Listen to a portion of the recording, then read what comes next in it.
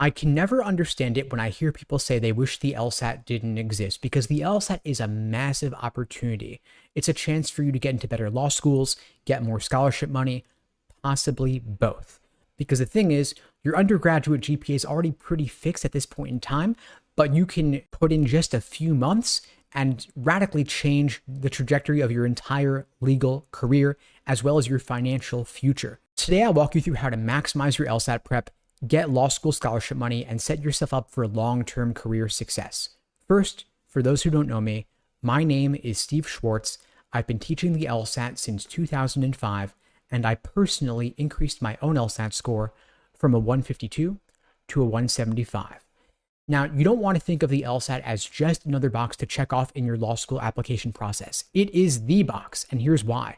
The LSAT is the single most important component of your law school application.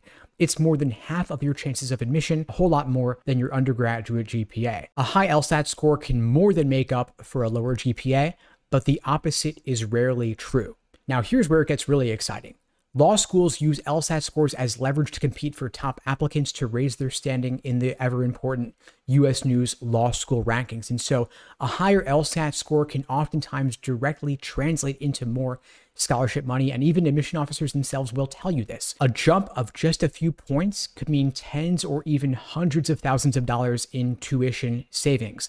This is why I so often recommend that students retake the LSAT, because even just a point or two more could lead to getting a whole lot more scholarship money. And of course, your LSAT score will impact where you go to law school, and your choice of law school will determine in large part what career doors open for you after graduation. For top ranked schools that I'm talking here, T50, T20, T14, getting job placement into big law jobs, corporate law jobs is significantly higher at T20 and T14 schools. And even if your goal is not to get into big law, getting a scholarship can reduce your law school tuition debt, easing that financial burden for you and letting you choose your career path if you want to do public interest, for example, without having to worry as much about repaying those loans. Now let's talk about why the LSAT is learnable. The LSAT is not about your innate intelligence. It's certainly not about your self-worth.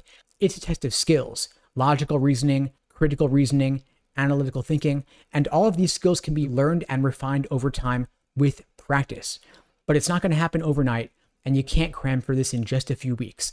LSAT prep is a marathon, not a sprint, and you want to think about it like learning a new language rather than memorizing something with flashcards. And of course, you wouldn't expect to become fluent in French or Japanese if you don't speak those languages already after just a week or even a month. It takes time to build those skills and recognize the patterns. You've got to be patient. You've got to dedicate focused effort over at least a couple of months, ideally, to achieve your fullest potential and recognize the language of logic that LSAC is testing. But the good news is, with the right strategies and approach, you can improve your score significantly. And I'm talking here 10, 20, 30 points or more beyond your initial diagnostic. And by the way, if you'd like my help on your journey to improving your score by 10, 20, 30 points or more, my team and I would be glad to help you out. At LSAT Unplugged, we offer live online classes via Zoom, on-demand video courses, small group coaching, and one-on-one coaching. You can check out the links below to book a call with me and my team. We'd be glad to help you out. Now let's talk about some strategies for success. First off, you want to find your why to maintain your motivation. Think about why you want a top LSAT score. Maybe it's about getting into your dream law school or graduating without any debt. Whatever it is, keep that why front and center during your LSAT prep. When the going gets tough, remind yourself that just a few months of focused effort can pay off for decades over the course of your legal career. But you don't want to be so motivated that you burn out. Remember, you can't cram for this like you would for a midterm in college. Cramming leads to burnout, which is going to destroy your productivity. It's counterproductive. Instead, you want to limit your studying on any given day to just 2 to 4 hours a day max, maybe 5 if you want to push it a little bit, but we don't want you to burn out.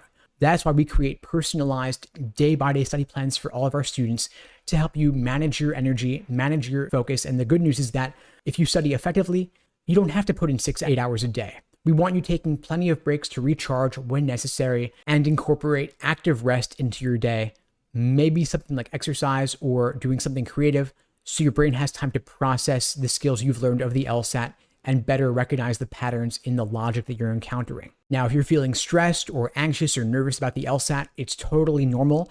The way you counteract this is with proper preparation, like simulating real world test day conditions during your prep to desensitize yourself to the pressure so that test day itself will ideally feel like just another run through.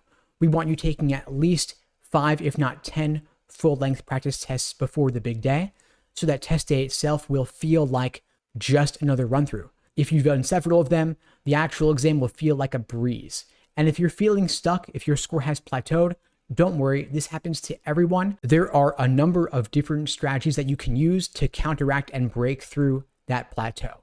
One of the biggest is reviewing your mistakes in depth. At LSAT Unplugged, we use the Socratic review method to help you figure out exactly what mistakes you're making and why, whether it's in logical reasoning, for example, the stimulus, or in reading comprehension, the passage. Maybe your mistake was in the question stem, or maybe it was in something about how you navigated the answer choices, tempting wrong answers, unappealing right answers. We want you looking at what was your thought process initially and how should it have been different so that you can learn the lesson for the next time around. We incorporate the Socratic review method into our courses and into our one-on-one coaching programs. If you're interested in finding out more, again, check out the links below to book a call with me and my team. We'd be glad to help you out.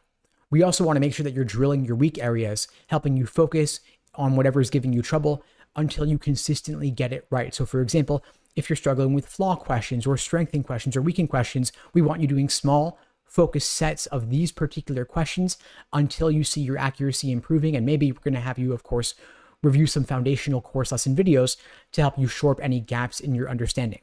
Now, once you've mastered the individual question types, we want you to mix those into full timed sections, because on test day itself, of course, in a given logical reasoning section, you're going to be switching gears frequently between different question types and different methods of reasoning. Now, let's talk a bit more about how to maximize your financial payoff of getting that higher LSAT score to maximize your law school scholarship money. Remember that law schools need you more than you need them.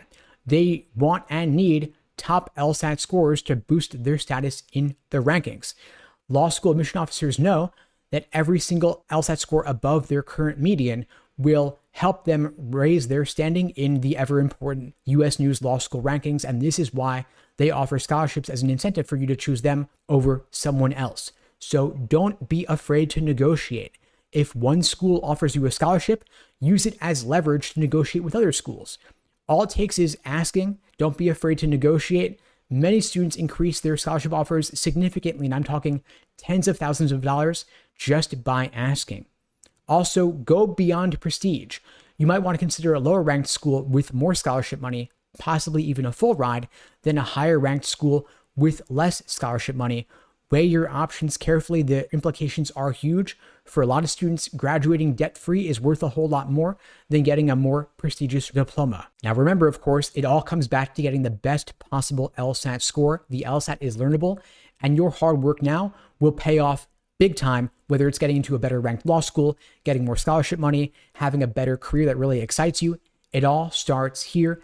Set realistic goals to build a strong foundation. And remember that getting a higher LSAT score isn't just about getting into a better law school. It's about setting yourself up for career success. If you'd like my help on your journey to getting that 170 plus to get into a better school or get more scholarship money, or both, to graduate debt-free, get into big law, whatever your goals are, my team and I would be glad to help you out.